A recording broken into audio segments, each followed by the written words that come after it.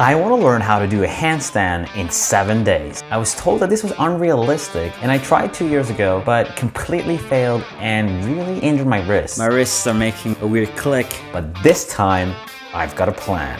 I've asked my friend Charles, who's a beast of a YouTuber, parkour speedrunner, ninja warrior, and World Chase Tag world champion to help me out on this. And if he can't do it, no one can. Here's the plan. 7 days, 7 brutal custom workouts, and the target is to hold the handstand for 5 seconds. First thing I did on day 1 was figure out my level. How far was I from holding a handstand? Without much surprise, it was really bad. I wasn't able to do any kick-ups, let alone hold anything. Until, out of nowhere, this happened. Oh my God! I held for about 2 seconds, but just like with previous challenges, this early win gave me hope. I knew it was gonna be a long road, but I was ready for it. So every day, like clockwork, I would start with a long warm-up, especially focused on my wrist. And because I didn't have any weights, I used cans of beans. Now the main thing to hold a handstand is to have proper body awareness. And in order to develop my body strength, I started walking up and down the wall in what is called a wall walk. Now let me tell you this, it is frightening to be so close to the wall. At any point you can fall over, but I had to put in the reps. And it would also help me with 2 of the biggest obstacles in this challenge, but more on that later. Day 2 and 3, I started getting into it. Charles set me up with tuck-in handstands, which forced me to not rely as much on my legs. And quite frankly, my legs were my only way to hold any balance so far. That was really hard. It's super stressful. My wrists are red. But I persisted and continued the reps as I discovered my first biggest weakness, the fact that my body was in a banana shape. There would be no way for me to hold a good form if my body was misaligned. Plus, I was getting more and more tired from the training, so I would have to pace myself if I wanted to accomplish this challenge. So difficult. It's the end of day 3. I feel both relieved that I've been able to hold for like just a second. And at the same time, I feel a little stressed, thinking that I'm almost halfway through. It's only been a second, but if I look back, failing, destroying my wrists, my shoulders, and now feeling like got to this like tipping point. It's exciting, it's super exciting. I think I'm starting to believe that I can do it. I really think that I can do it this time. So I doubled down on kick-ups in the morning to make sure to stack my hips on top of my shoulders. But I realized that my stamina was running out quite easily. Let's try without the wall.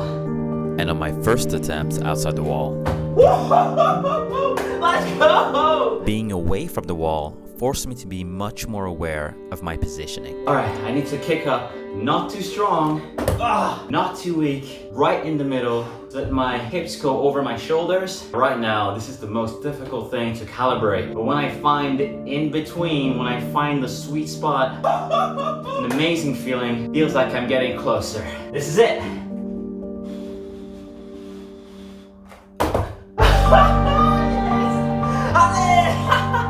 This was super promising, so I just had to work on my posture.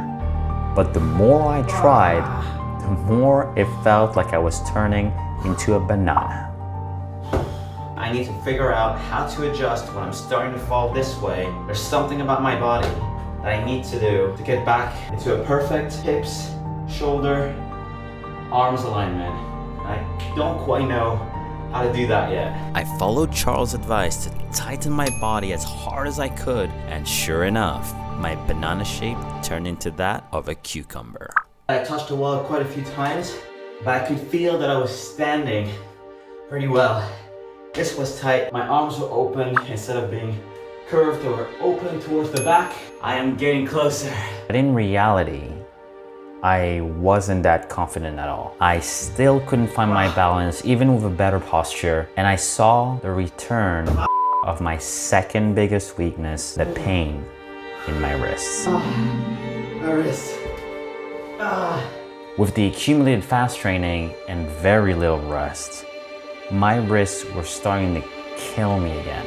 I'm feeling a little stressed out. Still, I'm not able to hold for more than like a couple seconds, and I want to go for 5. I'm the closest I've ever been, but at the same time, the final day is just in 2 days. I don't know what's gonna happen in 2 days. I don't know if I'm gonna make it. It's a bit stressful. But then I remembered all the previous skills I had learned and how they looked so impossible to achieve at first. The one thing that kept me going when on the brink of giving up was to trust my training and to always give it one last push, just an extra 5% to get it over the line. So that's what I tried to do.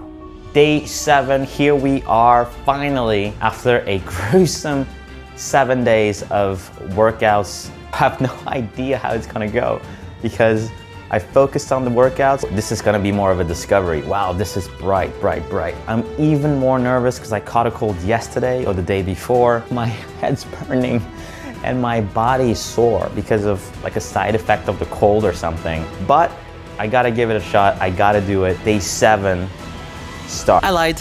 I worked all day, so it's nighttime now. All right, let's get to it.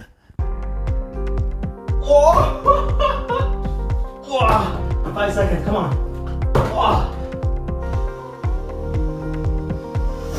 Yes!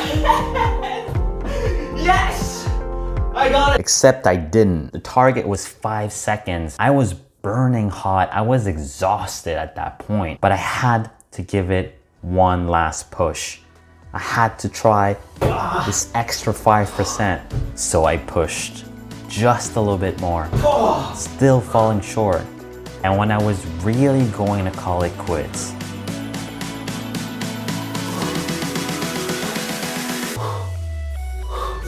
yes! Yes! I got it! Oh, yes! I got it! Yes! So always challenge your assumptions, because if you show up and give this extra 5% when you think you're at your limit, you can learn anything. Let's go, run! Oh my god, that was insane.